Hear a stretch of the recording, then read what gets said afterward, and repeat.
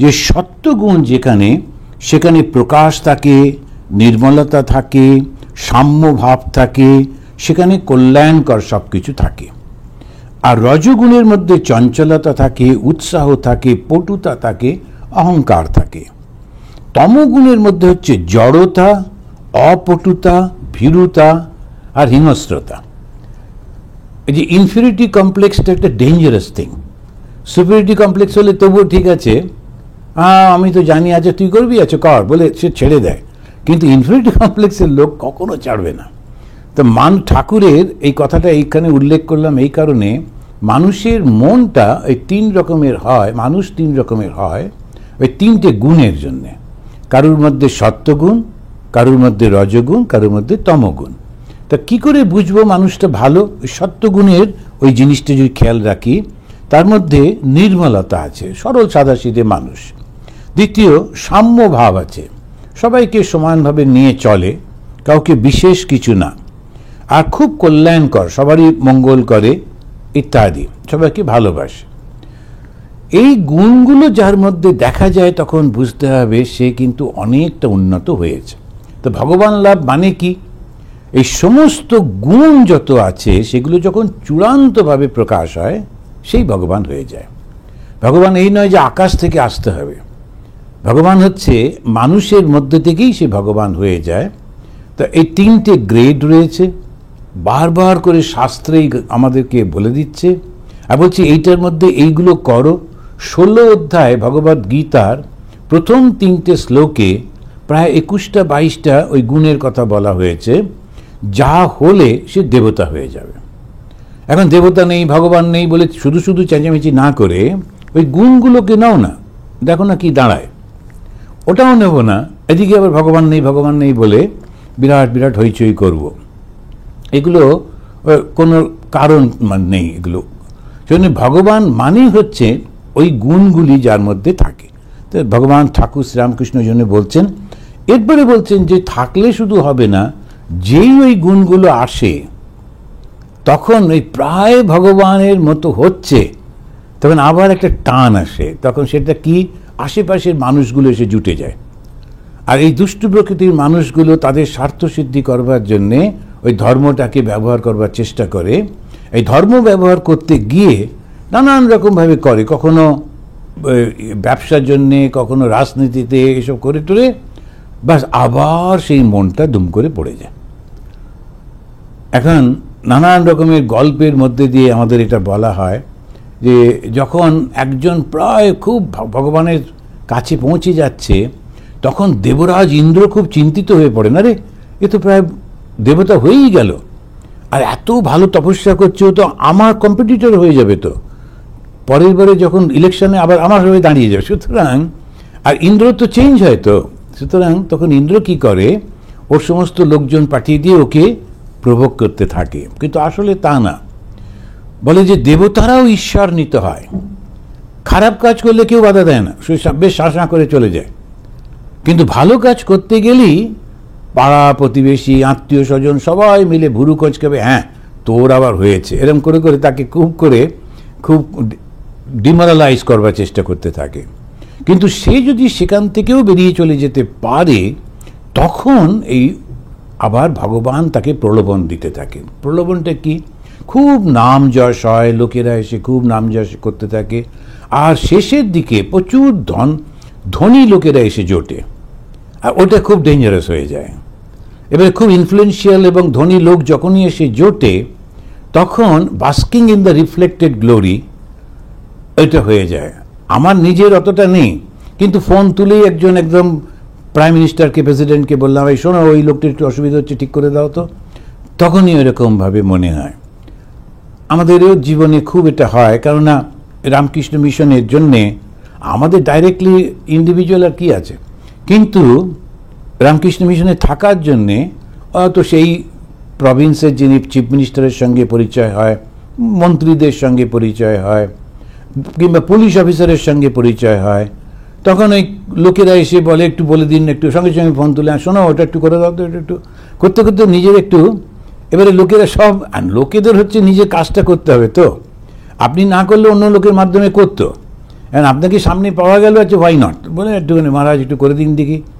তখন ও ওইটা করতে গিয়ে আস্তে আস্তে করে, আমার এত পরিচয় আছে, এত কিছু আছে, হ্যাঁ কিছু দরকার হলে আমায় বলো, ও খানিকটা ওই রাজনীতির লোকের মধ্যে হয়ে যায়। আমার করবার তো কিছু কারণ নেই, আমি শুধু ঠাকুরকে প্রার্থনা করতে পারি, ওই পর্যন্ত আর কিছু জানি না। ভগবান শ্রীরামকৃষ্ণ যখন কেউ আসতো তখন বলতো, দেখো আমি প্রার্থনা করো মার কাছে, তুমি নিজেই করো, এই পর্যন্ত বলতেন। তার কারণ হচ্ছে এটা ভীষণ একটা ভয়ঙ্কর জিনিস, লোকে বুঝতে পারে না। যখনই বড় লোকেরা আসে খুব খাতির যত্ন করতে থাকে, তখন যে সাধক থাকে ধীরে ধীরে ওর মনটা নেমে যেতে থাকে। তো ওই গানের মধ্যে দিয়ে সেটা বললেন। এখন শ্রীরামকৃষ্ণদেব ভক্তদের প্রতি, বাঘ যেমন কপ কপ করে জানোয়ার খেয়ে ফেলে, তেমনি অনুরাগ বাঘ কাম ক্রোধ এইসব রিপুদের খেয়ে ফেলে। কাম ক্রোধ এই দুটোই তো রিপু। কাম মানে হচ্ছে বাসনা, আর বাসনা প্রতিহত হলে ক্রোধ, এই হচ্ছে ব্যাপারটা। আর যেই ক্রোধ হয় তখন পরপর পরপর সব নষ্ট হয়ে যায়, মাথা খারাপ হয়ে যায়, না আমি শেষ দেখে ছাড়বো, শেষটা আর কোথায় আছে। তো কিন্তু ও এইসব করতে গিয়ে নিজেও শেষ হয়, অন্যকেও নষ্ট করে, এইরকম। এখন এইটি করতে গিয়ে সেই জন্যই ঠাকুর বলছেন যে যদি তুমি অনুরাগ বাঘ থাকে, অনুরাগ বাঘ মানে ভগবানের প্রতি প্রচণ্ড ভালোবাসা যদি থাকে, তখন সেইটা তোমাকে রক্ষা করবে। যারা কেবল কাম কাঞ্চন নিয়ে আছে, ঈশ্বরকে একেবারে ভাবে না, তারা বদ্ধ জীব।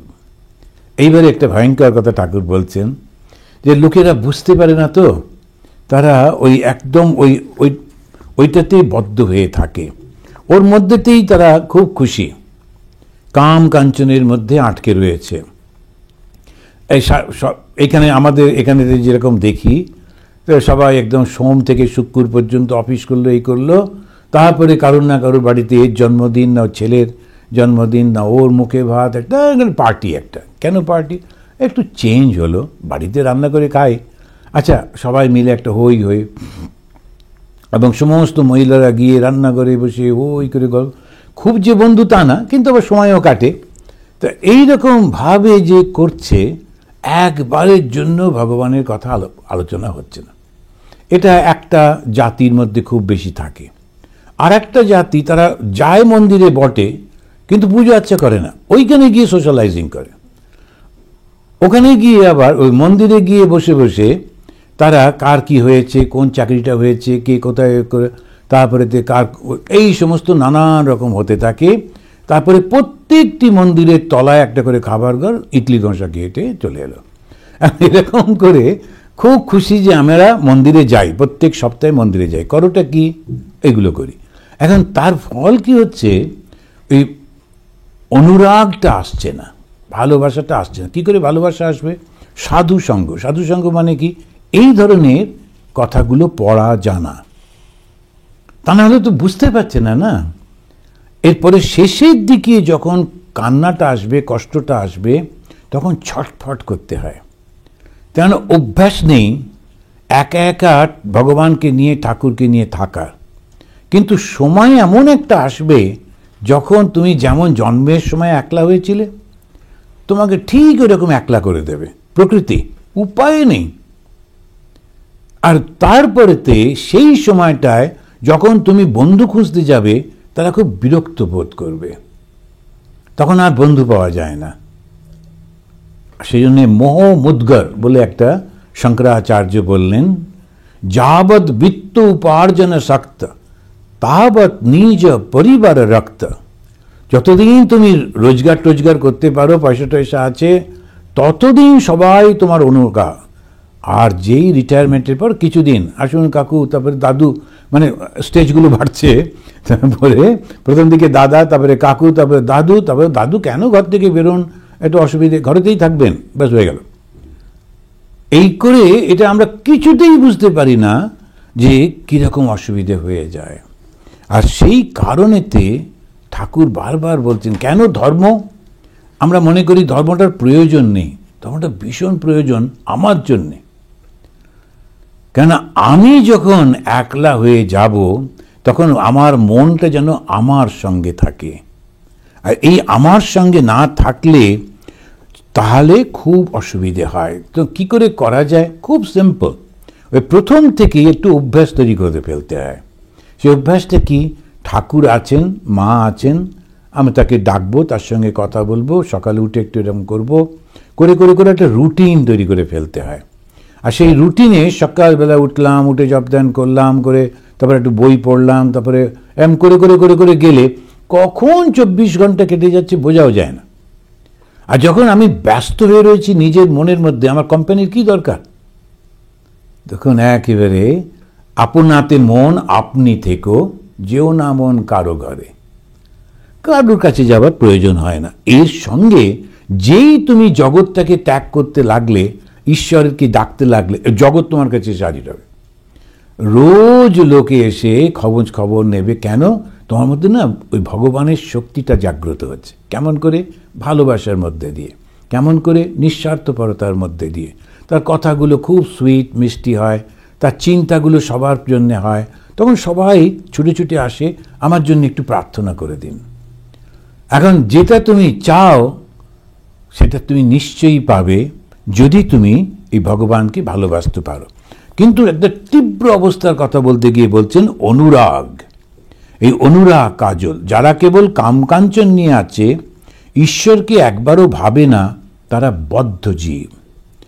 তাদের নিয়ে কি মহৎ কাজ হবে? কাকে ঠোকরানো আম ঠাকুরের সেবায় লাগে না, নিজেও খেতে পারে না। এখন এই মানুষটার কোনো কাজে লাগে না, সমাজেও না। বদ্ধ জীব, সংসারী জীব, এরা গুটি পোকা। মনে করলে কেটে বেরিয়ে আসতে পারে, কিন্তু নিজে ঘর বানিয়েছে, ছেড়ে আসতে মায়া হয়, আর শেষে মৃত্যু। আর ওই মৃত্যুর পর আবার ওই শুরু হয়ে যায়। এখন কেউ কেউ বড় লোক যারা, তারা মন্দির টন্দির বানায়, কিন্তু বানিয়ে ওটাতে আর একটা অহংকার এসে জোটে।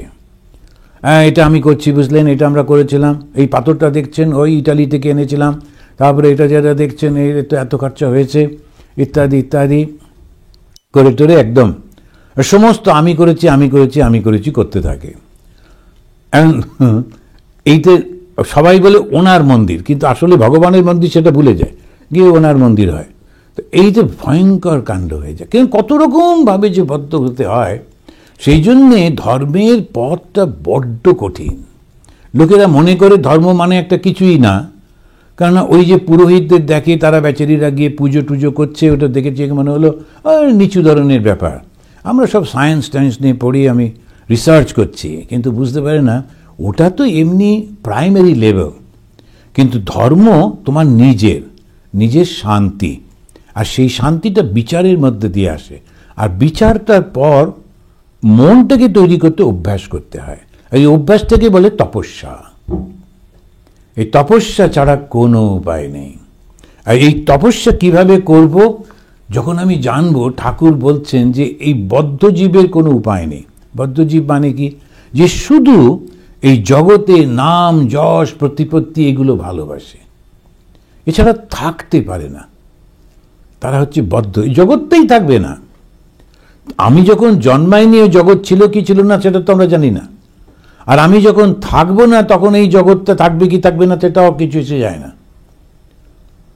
আমি যখন ঘুমিয়ে পড়ি, তখন কোথায় কে বোম ফেললো সেটা নিয়ে আমার কোনো মাথা ব্যথা হয় না।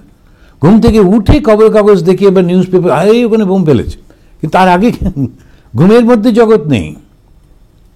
ঠিক তেমনিভাবে যদি আমি ওই রকম ভাবি, আমি এখানেতে কতদিন, কেন আমি এর মধ্যে ঢুকতে যাব? আমি যখন ছিলাম না এই জগৎটা চলেছে, আমি যখন থাকবো না এই জগৎটা চলবে। মাঝখান থেকে কেন শুধু শুধু এই কটা দিনের জন্যে এই জগতের মধ্যে ঢুকবো? সেটাই হচ্ছে বদ্ধ জীব। যারা মুক্ত জীব, তারা কাম কাঞ্চনে বশ হয় না। কাম কাঞ্চন, কাম মানে হচ্ছে বাসনা, কাঞ্চন মানে পয়সা, অর্থ, সম্পদ। এখন বাসনা থাকলেই সেটা পূরণ করতে সম্পদের দরকার হয়, আর এই সম্পদটা বাড়তেই থাকে, ও শেষ হয় না, কোনো দিন থামতে পারে না বেচারি।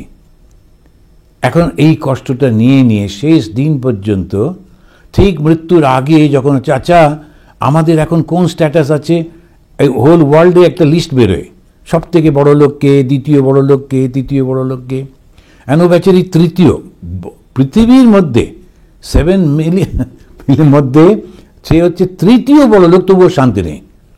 মরবার আগে খুব হাঁসফাঁস করে ও 3rd গ্রেডে কে চলে এলো, কেন দেখছে না, এসব করতে করতে মারা গেল, তার কী লাভ হলো। এখন এইরকম তাদের যে মানসিকতাগুলো থাকে বুঝতে পারা যায় না কেন এরকম মানসিকতা, তার কারণ হচ্ছে কর্মফল। আর এই কর্মফল তাদেরকে টেনে টেনে নিয়ে চলবে, আর কষ্ট দেবে আর কষ্ট দেবে। মায়াতে ভুলিয়ে রাখে, 2-1 জনের জ্ঞান হয়, তারা মায়ার ভেলকিতে ভোলে না, কাম কঞ্চনে বশ হয় না। তা এই কথাগুলো যখন বলছেন, মায়ার ভেলকি, মায়া হচ্ছে ভগবানের শক্তি। এখন ভগবান যখন একটা জিনিস সৃষ্টি করছেন, একটা জিনিস মনে রাখতে হবে, সেটা হচ্ছে এই পুরো ব্যাপারটাই কিন্তু খেলা, কিন্তু আমরা বুঝতে পারছি না এটা খেলা। প্রচণ্ড একেবারে উৎসাহ নিয়ে আমরা করতে চেষ্টা করছি, আর সেটা করতে গিয়ে আমাদের ভীষণ বদ্ধ হয়ে পড়ছি। ছোটোবেলায় স্কুলে যখন আমাদের স্পোর্টস হতো, আমাদের দেশে তো অত ভালো ভালো মাঠ টাট তো নেই, আচ্ছা পুরো অনেকটা ইট মাঠ এই সমস্ত রয়েছে, তার মধ্যে দৌড়তে হবে। কীভাবে না, হাতটা পেছন দিকে বাঁধা থাকবে, আর মুখে একটা চামচ, চামচের উপর একটা বল, ওইটা নিয়ে ছুটতে। আচ্ছা ওইটা জগতের কী এমন হলো, তাতে জিতলো কি জিতলো না, তাতে কী বা এসে গেল, তাই নিয়ে প্রচণ্ড কান্নাকাটি হইচই, যারা পারলো না। ওই রকম কাঁটার এর মধ্যে দৌড়নোই যায় না, তার মধ্যে আবার ওই একটা মুখে চামচ, চামচের উপরে বলটা, কেউ কেউ ওই বলটাকে আটকাবার জন্যে খানিকটা চুইংগাম ওটা দিয়ে ওর উপরে বলটা বসিয়ে দিত। এসব নানা রকম চলতো, প্রচণ্ড উত্তেজনা চলত। এখন ওটাগুলো কোথায় গেল, কে ছুটছে, কে ওটা নিয়ে যাচ্ছে, কে চুইংগাম লাগালো, তাতে কী বেসে গেল। এর পুরো জগতের এটা একটা খেলার মতো চলতে থাকে, কিন্তু আমরা বুঝতে পারি না। আর সেই কারণে এটা যদি আগে থেকে বুঝতে পেরে যাই, তা কষ্ট থাকে না। আমি যতটুকু পেয়েছি আমি খুব সুন্দর আছি, কোনো অসুবিধা আমার নেই। এবার যা যা ইচ্ছেগুলো হচ্ছে চেষ্টা করবো ওটা করতে, করবে। যদি না হলো আর কি করা যাবে। এক একটা বার জগতে এক একটা বন্যা এসছে, পুরো ধ্বংস করে দিয়েছে, এক একটা সভ্যতা শেষ হয়ে গেছে। তারপরে 5000 বছর 2000 বছর পরে খুঁড়ে মুড়ে আবার সেই সভ্যতা বেরোচ্ছে, ইনকা সভ্যতা। এবার ভেবে দেখো, সে হো করে কী সব বলতো, রাজা বসে আছেন ওই টঙের উপরে, কখন উঠতো বাবা। যাই হোক, ওই ইনকা রাজার উপরে বসে আছে, আবার ওটা দেখবার জন্যে মাচু পিচুতে সব যাচ্ছে ওই ইনকা দেখতে, এই সমস্ত। এখন ইনকা সব চলে গেল, কারা কোথায় সভ্যতা সে কিছু বোঝা গেল না। আমাদের এক একটা সভ্যতা, এই সভ্যতা সেই সভ্যতা, সব তো চলে যায়। আমার জীবন তো 100 বছরের জীবন, কেন শুধু শুধু এটার মধ্যে যাব? বাস এইটুকু শুধু চিন্তা। যেটা পেয়েছি আমি খুব খুশি, আর সেইটার জন্যে ভগবানকে ধন্যবাদ দেওয়া কেউ একজন আছেন যিনি আমাকে এত কিছু দিয়েছেন। I am very happy. জন্মের পরেই তো মরে যেতে পারতাম, কিন্তু না, আমি এতদিন তো বেঁচে আছি, এখনও তো প্রোটেকশন দিচ্ছেন, সব কিছু তো হচ্ছে। তো এখন আমি সত্যি দেখুন কীরকম অবাক লাগে আমার। আমি যখন ইন্ডিয়াতে ছিলাম তখন একটি খুব অল্প বয়সী ডাক্তার ঘোষ, তো ও এসে আমাকে বললো, স্বামীজি আমি আপনার সঙ্গে থাকবো। আমি চলো। তারপরে ও আমার সঙ্গে গেল আমাদের আমাদের অরুণাচলে, যে জায়গায় আমি থাকতাম ওইখানেতে, নরোত্তম নগরে। খুব ভালো ডাক্তার, অল্প বয়সী, একটু বেশি কথা বল, কিন্তু সুন্দর, খুব ভালো ডাক্তার। 1-2 বছর পরে আমার মনে হলো, আরে এ আমার কাছে এখানে জীবন কাটাবে নাকি? অল্প বয়স, আরও পড়াশুনো করে আর একটু ভালো সব জায়গায় যাবে তো। আমি বললাম, আমাকে নিয়ে চিন্তা করো না, আমি তো কলকাতায় যাই, তোমার কাছে চিকিৎসা করাবো, তুমি পড়াশুনো করো। করে ওকে জোর করে পাঠালাম, পড়াশুনো করে আবার একটা স্পেশালাইজেশন করে ও প্রতিষ্ঠা হলো। এবারে আমি এলাম আমেরিকা, এসে ভাবছি এই রে, এবারে কী হবে? এটা ডাক্তার না থাকলে কার কাছে, এখানে কিছুই বোঝা যায় না। আমাদের দেশে খুব সুবিধে আছে, তেলেবাজার দোকানের পাশেই ডাক্তারখানা, সুতরাং তেলেবাজারটা হাতে নিয়ে খেতে খেতে ডাক্তারখানায় ঢুকে পড়লাম, যে কী ব্যাপার, পেটে ব্যথা করছে, তা কারণটা তেলেবাজা, আচ্ছা ঠিক আছে, দুটো একসঙ্গে। এখন এইটা করে টোরে আমরা কাটাই। এদেশে তো ডাক্তারই খুঁজে পাওয়া যায় না, এতে কোথায় কীভাবে যেতে হয়, কারোর সঙ্গে অ্যাপয়েন্টমেন্ট করা যায় না। একজন ডাক্তার এলেন, এসে প্রণাম করে বললেন, আমার নাম অমুক, ইত্যাদি ইত্যাদি। আমার খুব ইচ্ছা আপনাকে আমি সেবা করব। 2013 আমি এলাম। 2013 মে মাসের মধ্যে উনি এসে দেখা করলেন। আজ পর্যন্ত আমার সমস্ত কিছু দেখে যাচ্ছে। এটা মিরাকল ছাড়া কি বলো? এদেশে আমি এলাম, আসার পর চিনি না কাউকে, আর তিনি এসে নিজে থেকে, একজন এমডি, অত্যন্ত ব্যস্ত ডাক্তার, ওকে এমনিতে পাওয়া যায় না, কিন্তু উনি বলেন আপনি যখনই ডাকবেন আমি আছি। নিজেই খোঁজখবর নেয়, ওষুধ আছে তো, এটা আছে তো, এসব করেন। এটা কি চারটিখানি কথা? কেউ একজন লক্ষ্য করছে। সেই সমানে আমাকে এত কিছু দিয়ে চলেছে, তারপরেও আমি কেঁদে বালিশ ভেজাচ্ছি। আমি পেলাম না, আমি পেলাম না। কি পেলেন না তুমি? না বাইডেন কেমন একা একা ঘুরে। আমি আরে বাইডেনে কোথায় একটা গাড়ি করে ঘুরছে, কিন্তু ওইটা আমার এমন একটা জিনিস চাই যেটা আমি পাবো না, আর কল্পনা করে করে কেঁদে মরি। কিন্তু যেটা পেয়েছি সেটাতে মনে থাকে না। কিন্তু ওইটাই হচ্ছে সাধু সঙ্গ করা এবং বারবার মনে করা যে আমি কিছুই তো, আমি একেবারেই কিছু নই, কিন্তু তুমি আমাকে সব কিছু দিয়েছ, কিভাবে ঘিরে রেখেছ সমস্ত কিছু। সাধন সিদ্ধ আর কৃপা সিদ্ধ। এবারে ঠাকুর দুটো শব্দ বলছেন। কেউ কেউ অনেক কষ্ট করে খেতে জল ছেঁচে আনতে পারলে ফসল হয়, আর কারো জল ছেঁচতে হয় না, বৃষ্টির জলে সব হয়ে গেল। তা কারো জীবনেতে এই সুবিধাগুলো দুমদুম করে আসে, আর কারো প্রচণ্ড কষ্ট টষ্ট করে করতে হয়, ওটা কোনো উপায় থাকে না। সুতরাং কাউকে দেখে ঈর্ষা করে কোনো লাভ নেই। আমার জীবনে এইটা ছিল, তার না কোনো কোনো ব্যাপারে কিছু কিছু এরকম হয়েছিল, সুতরাং একটু কষ্ট, একটু ভালো হতো, ঠিক আছে, কোনো অসুবিধা নেই। কিন্তু যে মুহূর্তে আমি কাউকে নিয়ে ঈর্ষা করি, মানুষ কিন্তু দুঃখ পায় নিজের জন্যে না, অন্য কেন ভালো হলো ওইটা নিয়ে। আর সব থেকে আমার খুব অদ্ভুত লাগে, ঈর্ষা ঝগড়া আত্মীয়দের মধ্যে হয়, অনাত্মীয়দের মধ্যে হয় না। কোনো একজনের ছেলে ফার্স্ট হয়েছে, তাতে আমার কিছু এসে গেল না, কিন্তু যেই আমার দাদার ছেলে ফার্স্ট হলো আর আমারটা ঘুরে বেড়াচ্ছে, তখন ওকে আমেরিকার কানটান ধরা যায় না, কিন্তু লুকিয়ে চুরিয়ে একটু দিলাম পিটিয়ে। কিন্তু আচ্ছা, দাদার ছেলে ফার্স্ট হলে আমার রাগ কেন হলো? কেউ না কেউ তো ফার্স্ট হবেই, হচ্ছে প্রত্যেক বছর। সে যদি অন্য অচেনা কোনো ছেলে হতো আমার রাগ হতো না, কিন্তু নিজের দাদার ছেলের হলে আমার কেন রাগ হচ্ছে? এইটা অ্যানালিসিস করা দরকার।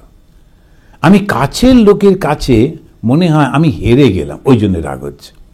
অচেনা লোককে তো আমি চিনি না, সুতরাং ওই কম্পিটিশনটা নেই। তা হারা টারার কোনো কারণই নেই, কেউ হারে না, কেউ জেতে না, সবাই নিজের নিজের জীবনে চলতে থাকে, আর একটা না একটা সময় সমস্ত কিছু সব শেষ হয়ে যায়। এইটা হচ্ছে সাধন সিদ্ধ আর কৃপা সিদ্ধ। আমার জীবনে এটা সাধন করে পেতে হবে, চেষ্টা চরিত্র করে পেতে হবে। আর কেউ কেউ এমনি এমনি পেয়ে যায়, ঘরে বসে বসেই সমস্ত পেয়ে যাচ্ছে। এখন আমাদের এই মনাস্টিক জীবনেও দেখেছি, একটি সাধু, সে প্রচণ্ড কাজকর্ম করছে, সাধন ভজন করছে, কিন্তু সিনিয়র সাধুদের চোখে পড়ে না খুব একটা। ও আচ্ছা, তো বের করছে, ঠিক আছে। কেউ কেউ এমনিতে ওকে দেখলেই সমস্ত সিনিয়র সাধু, কেমন আছো, তুমি ভালো করে পড়াশোনা করছো তো, সব জবদান ঠিক হচ্ছে তো, আচ্ছা ওকে এত ভালোবাসে, একে কেন বাসে না, তাই নিয়ে কান্নাকাটি করে, কিন্তু কোনো লাভ নেই। আমি লক্ষ্য করে দেখেছি, দুটি বোন যদি পাশাপাশি থাকে, মানে পিঠোপিঠি অল্প বয়সে, এক ভীষণ ওদের মধ্যে এই ঈর্ষাটা থাকে। একটা ভয়ঙ্কর ঘটনা আমার জীবনে আমি চোখের সামনে দেখেছিলাম। আন্দামানে সে একটি ছোট মেয়ে, সে ইঞ্জিনিয়ারিং পাশ করেছে এবং আমাদের ওখানে কনস্ট্রাকশনে কাজ করছিল। যার আন্ডারে করছিল সেই বলল যে মহারাজ দারুণ জানে মেয়েটি, খুব ভালো, আর এই অভিজ্ঞতা ভালো হয়েছে, একে আমি রেকমেন্ড করে দেবো, অনেক জায়গায় চাকরি টাকরি পরে পেয়ে যাবে। তখন তো ধরুন 90s সময়, ঠিকই ছিল। ওই মেয়েটি হঠাৎ করে, ওর মা কান্নাকাটি, কি ব্যাপার, আত্মহত্যা করলো। কেন না, ওর বড় দিদি তাকে দেখতে খুব সুন্দর, এটাকে অতটা দেখতে সুন্দর নয়। তো বড় দিদির বিয়ে হয়েছে একটা খুব বড় লোকের বাড়িতে। বিয়ের পরে ওই বড় দিদি বেড়াতে এসছে, অ্যান্ড প্রথম বিয়ের পর মা ওকে নিয়ে আলাদা করে ঘরে বসে নানা রকম কথা টথা বলছে। এখন বিবাহিত মেয়ে আর মা নিজেদের মধ্যে কিছু অন্য কোনো আলোচনা করছে। অনেক সময় মায়েরা বা মাসিরা একটু ওদেরকে গাইড করে দেয় কিভাবে চলতে হয় সংসারের জীবনে ইত্যাদি ইত্যাদি। আর এ তো বিয়ে হয়নি, তোকে বলছে তুই ঢুকবি না, ওকে ঘরের বাইরে রেখেছে। এত অভিমান হলো, মা ওকে এত ভালোবাসে, কেননা ওকে সুন্দর দেখতে, কেননা ওকে বড় লোকের ঘরে বিয়ে হয়েছে, কেননা আমার বিয়ে হবে কিনা ঠিক নেই, জেগে যাক আমি আত্মহত্যা করে নিই। আচ্ছা দেখো দেখি, আমি সেই ওই মেয়েটার কথা ভুলতে পারি না, কেননা আমি ওকে খুব স্নেহ করতাম। তো ও যখন আসতো আমি তো অবাক হলাম, কেন এইরকম বড় লোকের বাড়িতে বিয়ে হচ্ছে, 1000টা মেয়ের বিয়ে হচ্ছে, তাতে কিন্তু ও রাগ নেই, ও জানেও না। ও দিদির যখন বিয়ে হলো ওরা তো রাগ আবার কি হলো, বিচারটা ভুল হয়ে গেল। আমার যেটা পাবার আমি ওটা পাবো, দিদির যেটা পাবার দিদি সেটা পাবে, কিন্তু সেইটি আমরা মনে করতে পারি না। সেই জন্যে ওই সাধন সিদ্ধ আর কৃপা সিদ্ধ, যে ওইগুলো হচ্ছে কৃপা, ওরা আগের জীবনে ভালো ভালো করেছে, ভালো ভালো জায়গায় যাচ্ছে। আমার কিছু গোলমাল ছিল, কিছু কিছু করেনি, আচ্ছা একটু ঝোঁটর টোঁটর খাচ্ছি, কিন্তু ঠিকই আছে তো, এমন তো কিছু হচ্ছে না। এইটা করে সবসময় মনে করতে হয় আমি আরও চেষ্টা করব, ভালো করব, আর সাধনা করলে আমি পাবই। এই মায়ার হাত থেকে এড়াতে গেলে কষ্ট করে সাধন করতে হয়, কৃপা সিদ্ধির কষ্ট করতে হয় না, কিন্তু সে 2-1 জনের জন্যে। স্বামী বিবেকানন্দকে দেখে নরেন্দ্রনাথ যখন ঘরে ঢুকছেন তখন ঠাকুর একেবারে দাঁড়িয়ে উঠলেন, দাঁড়িয়ে উঠে ওকে ডাকছেন, ওকে একদম আদর করে সমস্ত খাবার টাবার এলেই প্রথম ভালোটা রেখে দিতেন, নরেন এলে ওকে দেবো। অন্যদের ঈর্ষাও হতো, কেউ কেউ বলতো যে মশাই আমরা কি বানের জলে ভেসে এসেছি, সব কিছু আপনি ওর জন্য রাখেন কেন? বলছে না, ওর সঙ্গে আমি আলাদা। এখন নরেন আসলে কে? ঠাকুরই তো। শ্রীরামকৃষ্ণের যে শরীর ধারণ করেছেন সেই শরীরটা একদম সাত্ত্বিক শরীর, ওইটা দিয়ে কাজ হবে না।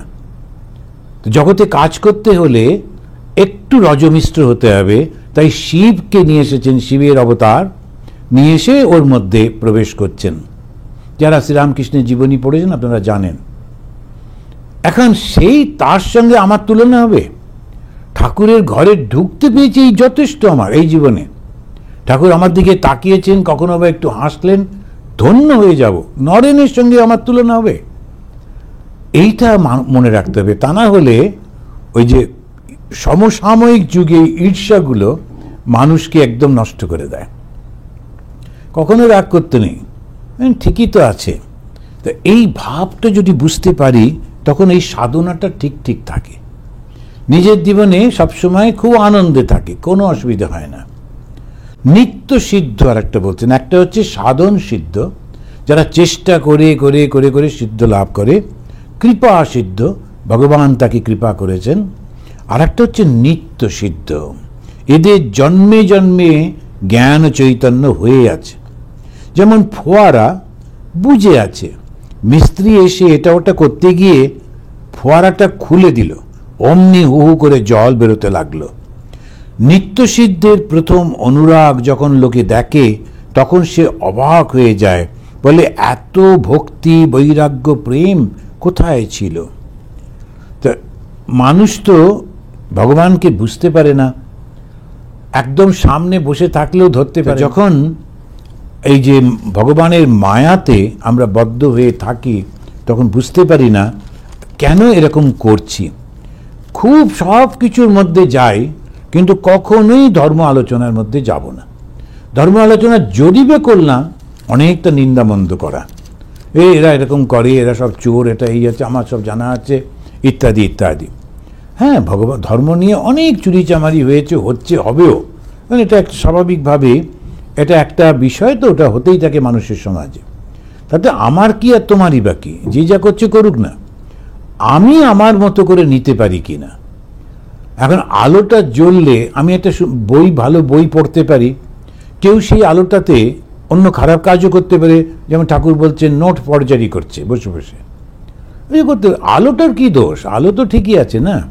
তেমনি ধর্মটা একটা অত্যন্ত শক্তিশালী এমন একটা বিষয়, যেটা আমি যেটা চাই, মান মর্যাদা ধর্ম দিতে পারে, আমি যেটা চাই শান্তি, ওই ধর্ম দিতে পারে।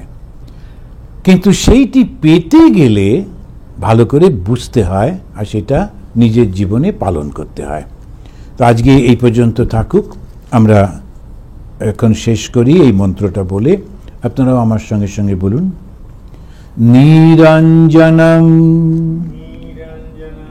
নিত্যম অনন্তরূপম